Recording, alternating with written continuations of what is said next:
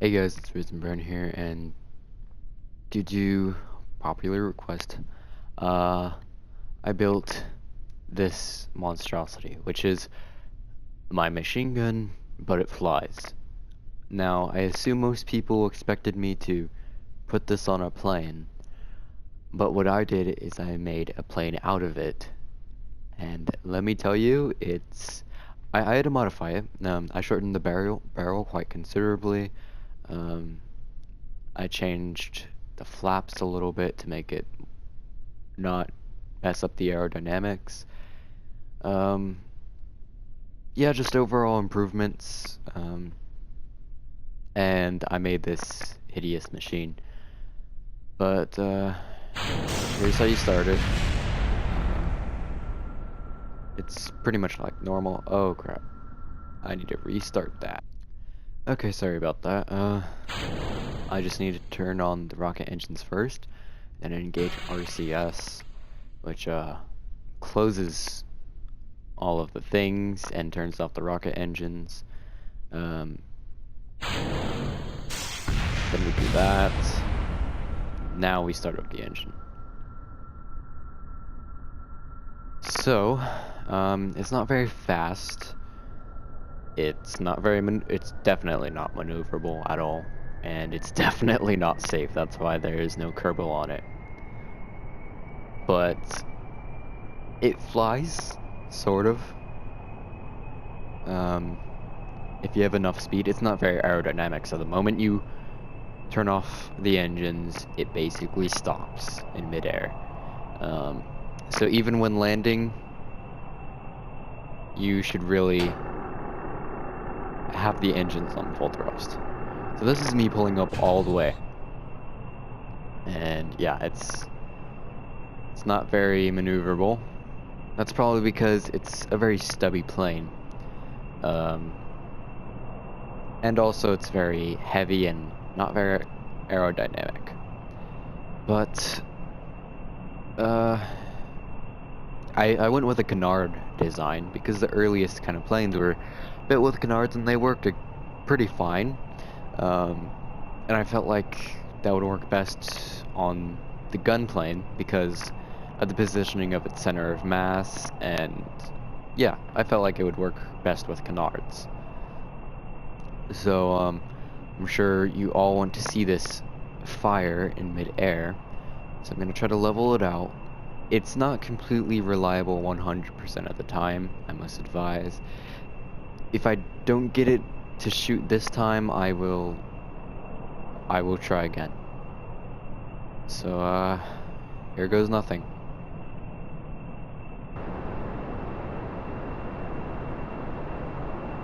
And it doesn't look like it's firing.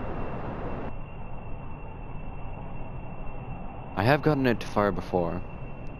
Actually, on my first time flying this. Oh yeah, it's jammed pretty good. I don't know why it wasn't shooting that. Yeah, it's pretty hard to actually get the motor to work when it's under this aerodynamic stress. So the fact that it managed to actually pump all of the rounds into the chamber is actually pretty impressive for this machine. That usually doesn't happen. And yeah, I'm gonna go try that again. Okay, so I have it in the air again, and I'm gonna try to fire it again.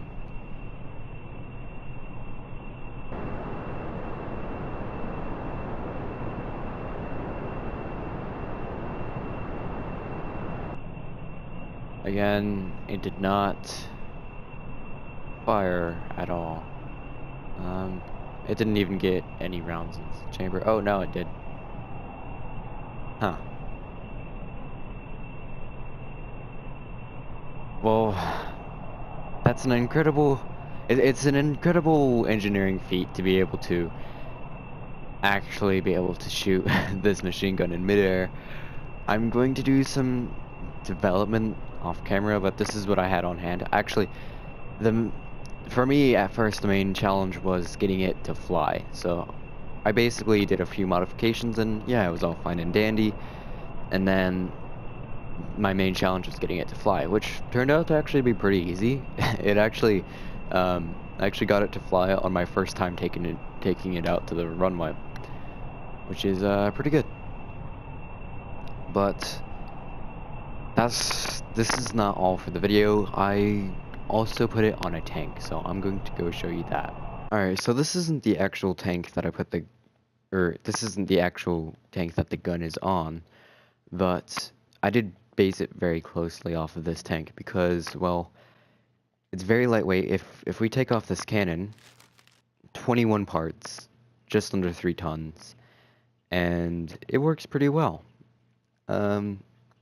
It's a pretty nice quality tank for only 21 parts, which is pretty amazing, I would say, and it has a very low center of mass, which means it's pretty hard to flip. Thing is, I put the gun on this, and it works okay. It's just, the tank is pretty lightweight, and the EFC, this is another modified version, it's just more compact to be able to fit a tank better. The EFC, it uses a bearing to push an octagonal strut up into the magazine and basically push all the rounds into the magazine, or into the chamber. But when these flaps are closed and it doesn't let any rounds into the chamber, it's just creating torque. It's just creating pure torque. And when you have 10 reaction wheels creating torque on a 9-ton tank, it tends to torque it quite a lot. So I have 2 reaction wheels up here, 1 reaction wheel right here, and a small one right here. And that's able to just about, actually just a tiny bit overdo the amount of torque it produces. So I'm going to show you that. Okay, so this is the tank out on the runway. It's a little bit, it looks kind of weird when, let's just say when you start it up. So the reason it looks kind of weird is because it starts spinning.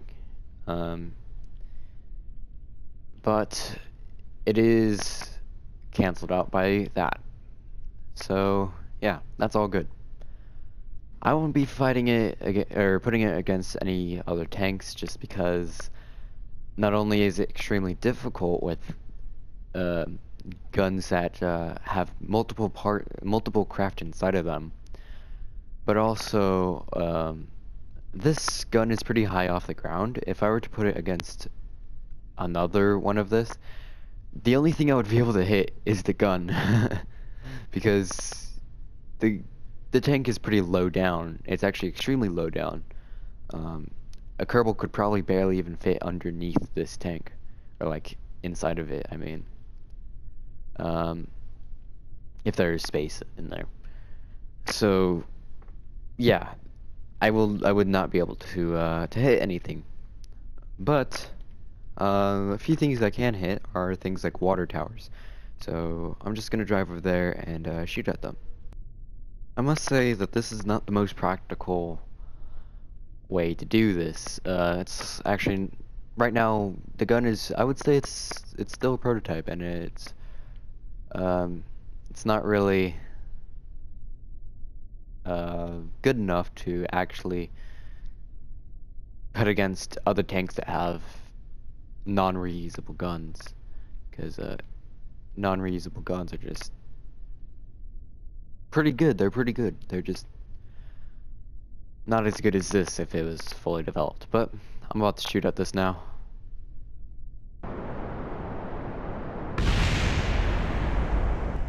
And I don't think I did any damage. I'm not sure if I shot all of the bullets. No, I didn't. Oh, it looks like it's kind of jammed. This actually hasn't happened before. Out of all the times I've tested it. I wonder if I can shimmy it. There we go. I didn't actually knock down the water tower. I've never made a weapon that's able to knock down the water tower. It's actually pretty sturdy. But yeah. That was the EFC4, I believe. So the EFC4 is quite compact in its design. Um, Instead of using a fuel tank for the stopper right here, I used a small hardpoint. Instead of an air brake as the flap, I used an actual Elevon 4. Um, I took out the probe core because, well, if you mount this on a vehicle that already has control, then you don't need the probe core, so that just saves one extra part. And I'm all about saving one extra part. Now, I hope to be able to extend the magazine to 6, maybe even 8 rounds. Um, then it would be actually pretty practical. Or maybe even add reloadable 4-round magazines. So it's kind of like a burst fire. So shoot 4, reload, shoot 4, reload, shoot 4. Um, so yeah, uh, although an extended magazine is pretty appealing, I must say. Um, but I would need a much stronger motor because this motor, as it is, can hardly even push 4 rounds into the chamber. But yeah, that's the EFC4. Thanks for watching.